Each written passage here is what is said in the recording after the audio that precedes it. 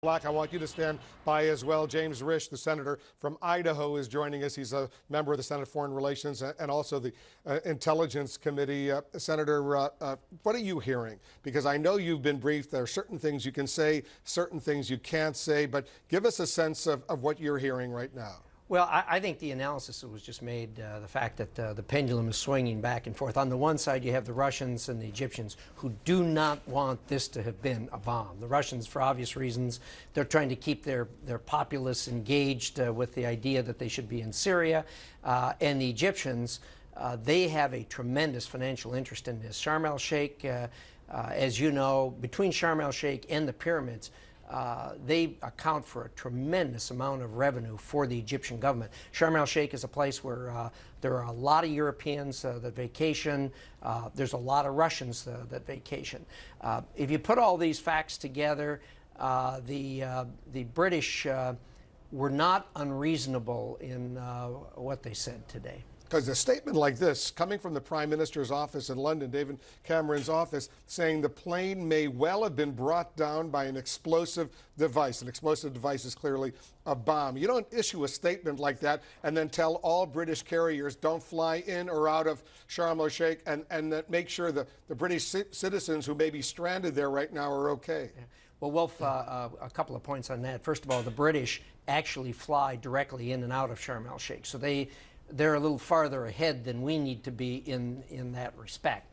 I think what's important here is if indeed their theory is correct, and if indeed the media statement that was put out by ISIL there in the Sinai saying that they did it and they did it because of Russia's involvement in Syria, this is a lesson for the United States right here and right now. And that is, if they're going to do this to Russia, they're going to do this to us, and they're going to be looking for the same kind of opening if indeed that's what happened at Sharm el-Sheikh. And like I said, if you put all these facts together, that conclusion is not an unreasonable conclusion that the British have reached. Because the ISIS people in Sinai, they put out another statement claiming responsibility and basically taunting the Russians, the Egyptians, others. You figure out how we did it, but they're claiming they did it. But there's some suspicion that it was ISIS. Because they don't necessarily have the bomb-making capability, whereas AQAP, Al-Qaeda in the Arabian Peninsula, they do have that bomb-making capability. Well, then they network. There's no question that they... You think ISIS is working with AQAP? To a degree, and probably greater and lesser in different enterprises. But you can't dismiss this by saying, well, they don't have access to this. That is ISIS. They certainly would have access to this if they wanted to have access to it. But I think this is a real wake-up call for us as we view how we're operating around the world, particularly in that part of the world. Because, look, you and I have been talking about this for months, the fact that ISIS is going to do everything they can to reach out and reach Americans. Now, if indeed all this theory is correct, they have reached out and touched the Russians in a way that is a very bad thing and is demonstrative of what could happen to us. So the investigation clearly has moved. I mean, they're looking at all the Sure. remains. They're looking at all the activity that went on in the Sinai, in the desert there. But they also are taking, obviously, a very close look at what happened at that airport. Well, somebody is. But remember, the investigation that's going on there is being done by the Russians, since it was a Russian airplane, and the Egyptians, who obviously it happened on Egyptian. Well, the French also, because it's an Airbus. But those two organizations, those two countries, have a real vested interest in reaching a conclusion that this was not a terrorist act as suggested by the British at this point. The British are clearly suggesting that. You know, it's worth remembering from a U.S. perspective, there are still 725 or so American troops in Sinai right now. They're part of this multinational force